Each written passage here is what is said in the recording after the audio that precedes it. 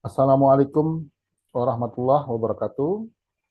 Alhamdulillah kita bertemu kembali di dalam mata kuliah Manajemen Investasi Syariah. Pada pertemuan kali ini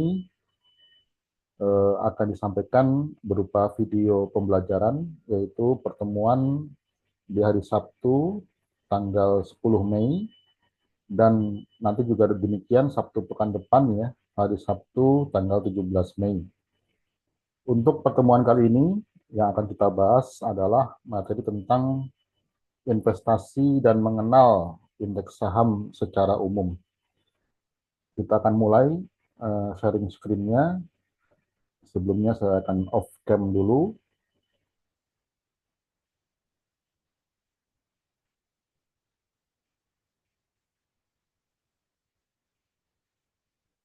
Ya, di perkuliahan kita manajemen investasi syariah ya.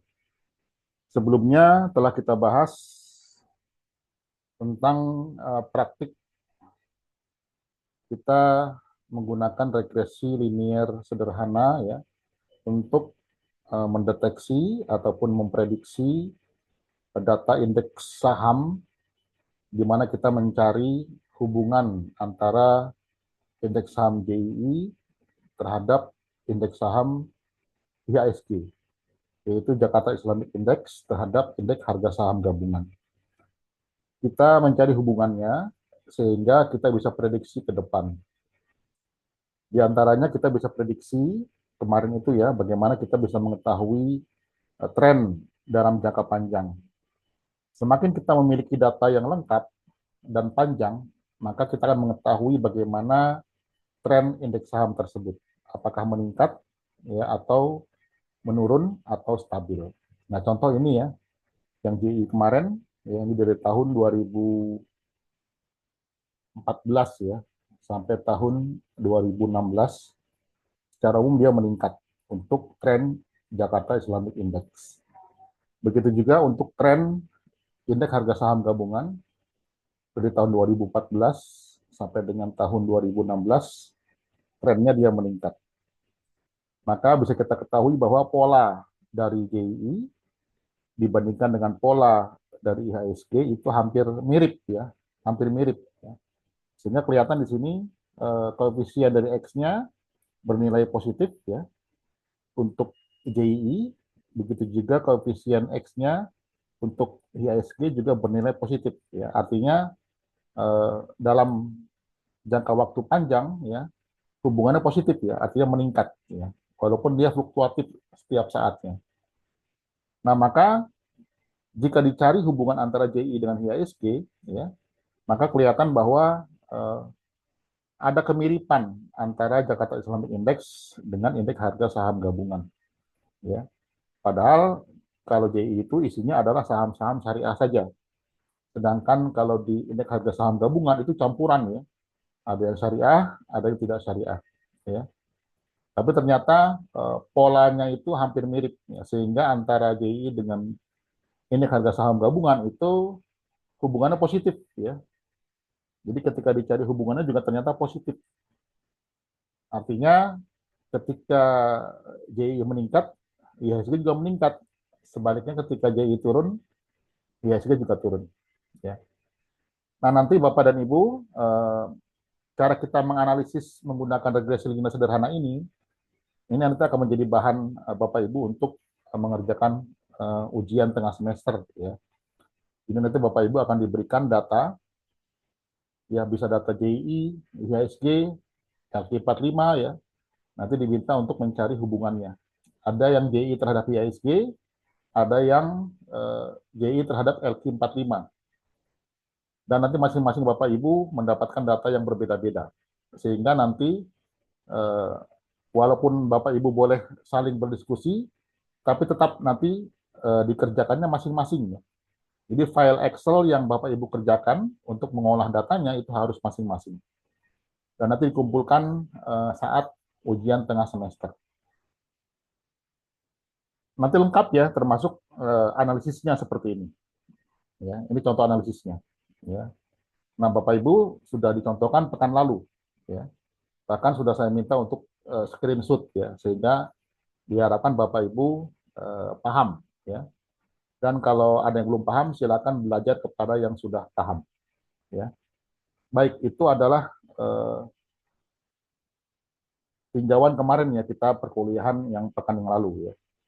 Nah, sekarang yang akan kita bahas, ya, kita akan bahas tentang investasi dan mengenal indeks saham secara umum, ya. Sebelumnya kembali saya juga akan meninjau kembali yang sudah kita bahas, ya. Ya, sebelumnya ya kita sudah bahas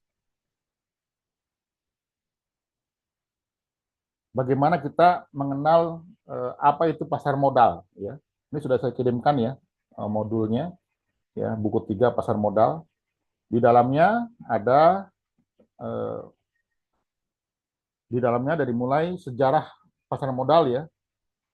Ini diutarakan ada termasuk tokoh yang dia sukses berinvestasi di pasar modal, ya.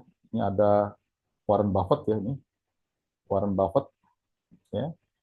Kemudian sejarah dia, bagaimana dia berinvestasi, ya. Nah, lalu di sini juga ada sejarah, ya.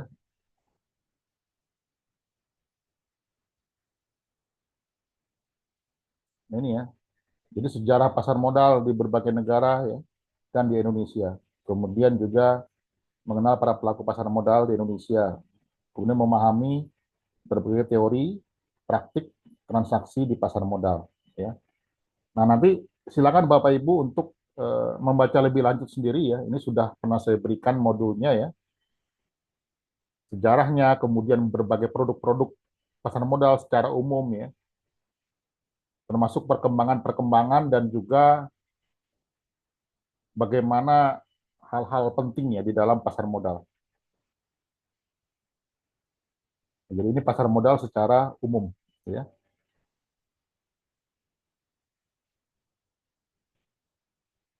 Kemudian saya juga sudah berikan modul kompetensi pengelolaan investasi syariah, ya.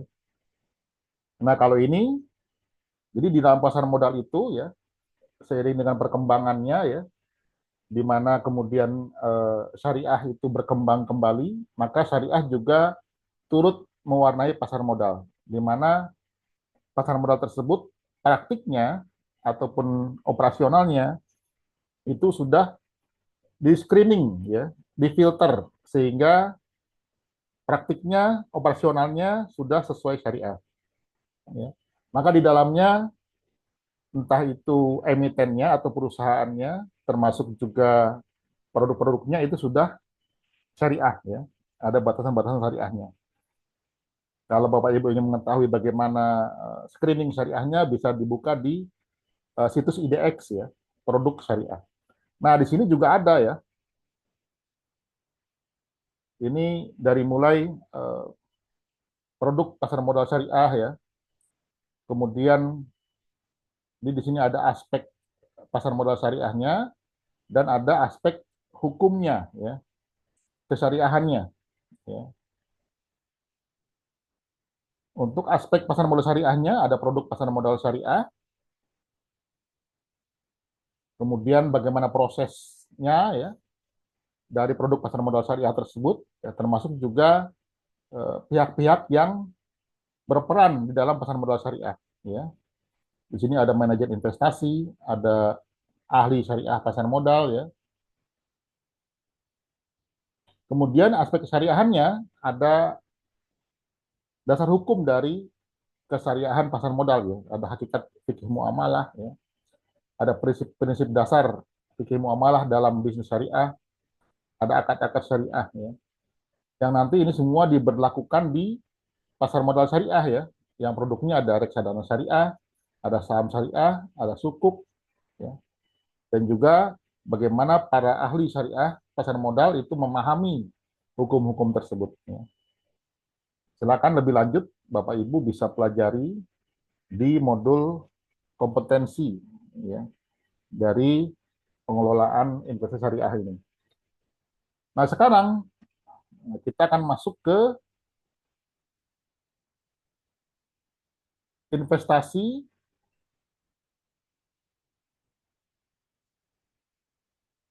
dan mengenal indeks saham secara umum.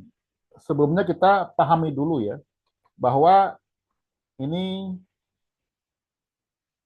adalah praktik secara umum ya di pasar modal syariah ya. Nah, kita bisa lihat ya bahwa praktik umum pasar modal syariah di sini ada bagaimana bahwa kita itu punya motivasi ingin berinvestasi ya. Tapi hati-hati ya bahwa investasi itu belum tentu legal, belum tentu baik ya.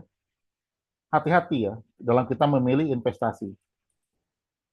Nah, jadi kadang-kadang diiming-imingi ya dengan keuntungan yang cepat ya, kemudian persentase yang demikian tinggi dari profitnya, hati-hati. Maka hal ini akan rawan penipuan. Harus waspada ya, iming-iming imbal hasil yang sangat tinggi, kemudian menjamin investasi tidak memiliki risiko, padahal pasti berisiko ya. Kemudian pemberian bonus cashback yang sangat besar ya. Kemudian penyalahgunaan testimoni dari para tokoh, seakan-akan para tokoh mengatakan, oh ini bagus, apa bagus, ini baik ya. Padahal kenyataannya belum tentu ya. Kemudian janji kemudahan untuk menarik kembali aset, padahal ternyata ketika aset akan diambil kembali demikian sulitnya gitu ya.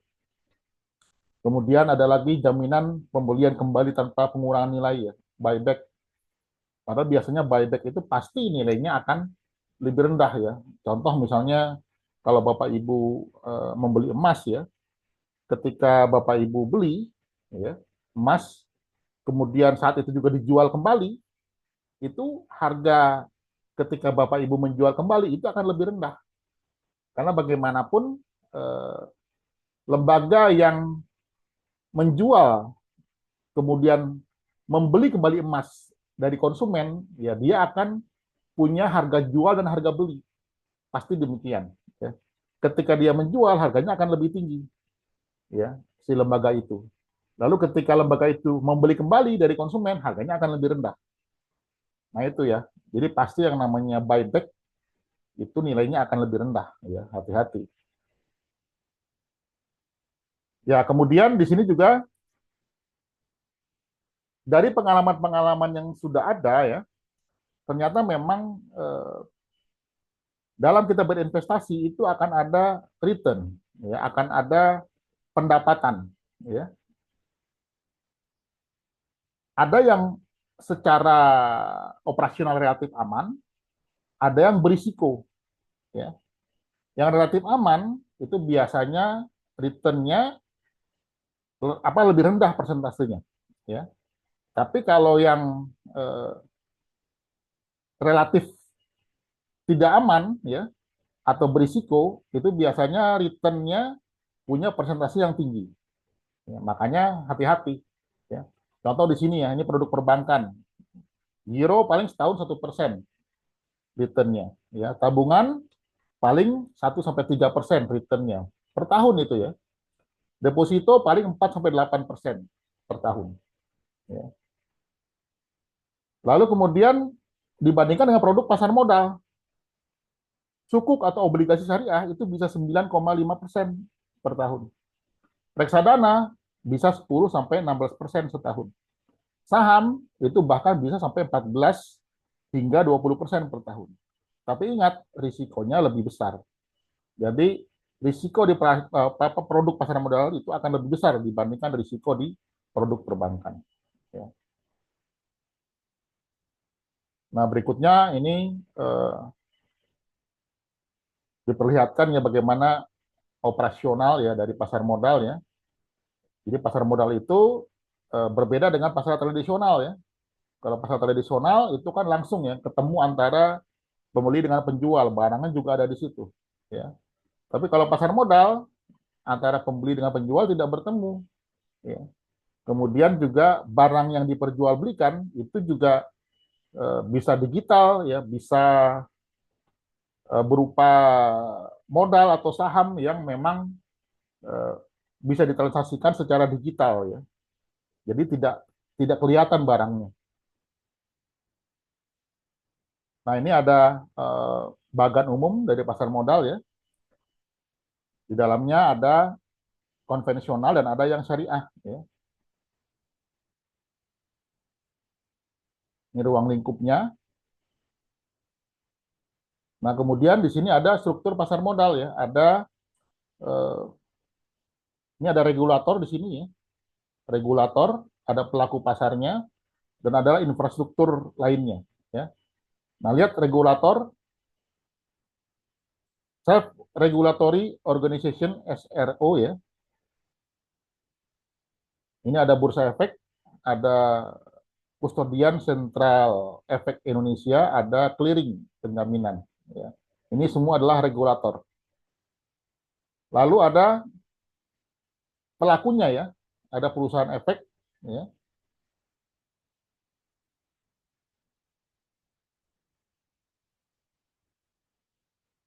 Ini perusahaan efeknya ya, ada penjamin efek, emisi efek, ada perantara pedagang efek, ada manajer investasi. Tapi kalau sekarang kalau kita berinvestasi, ya seringkali malahan bisa langsung ya melalui online trading ya. Tidak perlu lagi manajer investasi. Kita sendiri yang berinvestasi, kita sendiri yang menjadi manajernya gitu ya. Ini lembaga penunjang pasar modal ya. Ada wali amanat, ada kustodian, pemeringkat efek, ada biro administrasi efek ya. Ini profesi penunjang ya. Ada akuntan publik, ada ahli syariah, ya, ada notaris, ada penilai, ada konsultan hukum ya. Ini dasar hukumnya ya. Nah, ini berbagai teori tentang pasar modal syariah ya.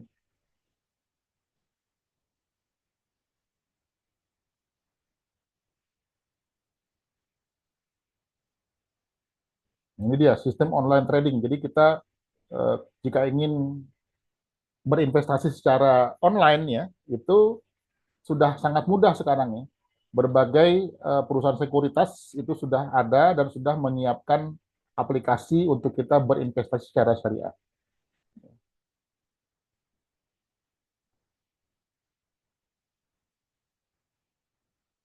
Ya, nanti di pertemuan-pertemuan berikutnya itu saya akan utarakan secara praktis ya, bagaimana cara kita berinvestasi di pasar modal ya. Secara praktis, bahkan kalau nanti Bapak Ibu ingin uh, ikut menjadi investor, silakan ya. Nanti kita dari mulai uh, registrasi ya, registrasi aplikasinya, kemudian sampai dengan kita nanti berinvestasi ya di pasar modal. Ya, ini adalah modul training dari pasar modal syariah ya. Jadi ini adalah praktisnya pasar modal syariah. Nah, kemudian kita juga akan bahas tentang berbagai indeks saham ya di pasar modal. Nah, yang umum saya akan utarakan dan saya perlihatkan ya.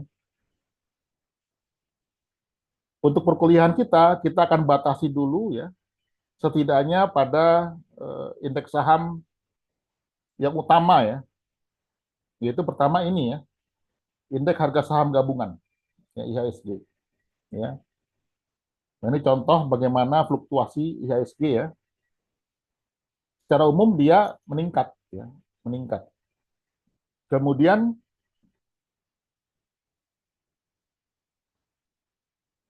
nah ini adalah